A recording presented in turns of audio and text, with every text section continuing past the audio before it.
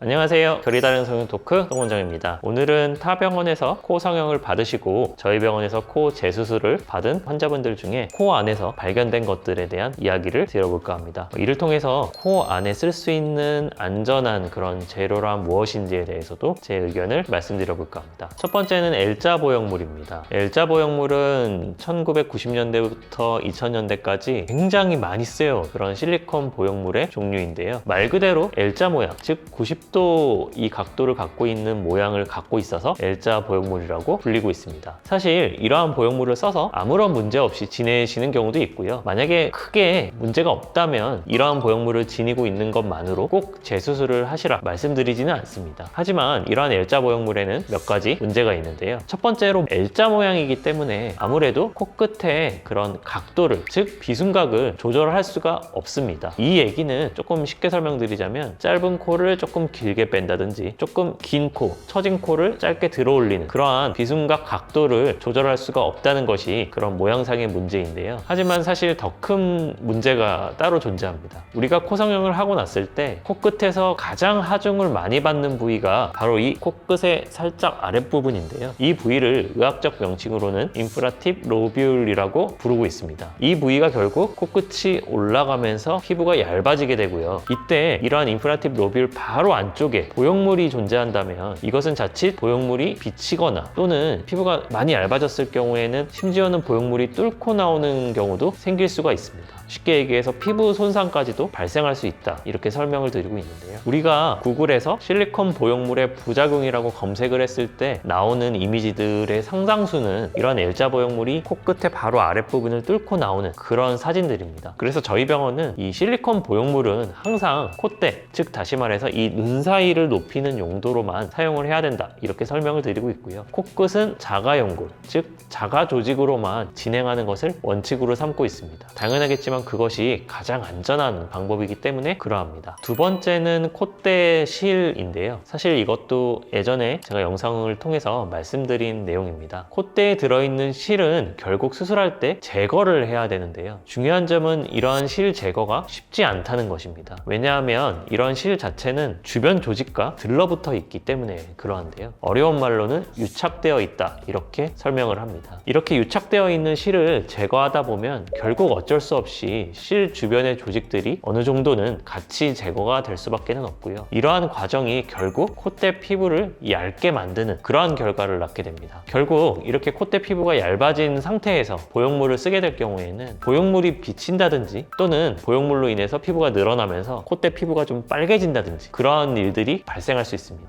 그렇기 때문에 저는 콧대 실은 절대 넣어서는 안 되는 것이다, 항상 이렇게 강조를 드리고 싶습니다. 마지막으로는 콧대에 넣는 이물질을 얘기 드리고 싶은데요. 사실 요 사이에는 콧대에 이물질을 넣는 경우가 굉장히 드문 일이긴 한데 예전에는 이런 콧대 이물질을 좀 많이 주입하던 그런 시기도 있었습니다. 하지만 이러한 이물질을 100% 제거하기란 결국 곤란한데요. 그 이유는 크게 두 가지로 설명을 드리고 싶습니다. 우리가 콧대에 이물질이 있을 때 사실 이 이물질을 정확하게 들여다보면서 수술할 수는 없습니다. 결국 개방형 코 성형이라고 할지라도 이 비주 부분을 절개해서 안을 들여다보면서 수술을 진행하게 되는데요. 아무래도 콧대 부분을 100% 다 보기에는 시야가 방해를 받는다, 저는 이러한 점을 설명을 드리고 있고요. 두 번째로는 콧대 실과 마찬가지로 이러한 이물질들도 결국은 주변 조직들과 유착이 되어 있고, 또 더 중요한 것은 콧대 피부와 굉장히 가깝게 있는 그런 경우입니다. 피부 바로 밑에 이물질들은 함부로 제거할 시에는 피부에 손상을 야기할 수 있기 때문에 저희가 제거를 함부로 못한다, 이렇게 설명을 드리고 있습니다. 그렇기 때문에 결론적으로 이물질은 절대 콧대에 함부로 넣어서는 안 되는 것이다, 저는 이렇게 설명을 드리고 있습니다. 오늘 영상을 그러면 결론을 내자면 저는 콧대에 넣을 수 있는 그런 물질은 3가지 정도로 압축된다, 이렇게 설명을 드리고 싶은데요. 첫 번째는 실리콘 보형물입니다. 실리콘 보형물 자체는 콧대에만 사용하기에는 어느 정도까지 안전성이 검증된 것이다, 저는 이렇게 설명을 드리고 싶고요. 두 번째는 당연하겠지만 자가 조직입니다. 자가 진피가 될 수도 있고 근막이 될 수도 있고 연골이 될 수도 있는데요. 즉 내 몸에서 채취한 그런 조직들 자체는 콧대에 사용하기에 부담이 없다, 이렇게 설명을 드리고 있고요. 마지막으로 세 번째는 히알루론산 필러입니다. 이런 콧대만 자연스럽게 높이기에는 필러를 통해서 모양을 내볼 수도 있다, 저는 이렇게 설명을 드리고요. 다만 그 필러 성분은 히알루론산, 즉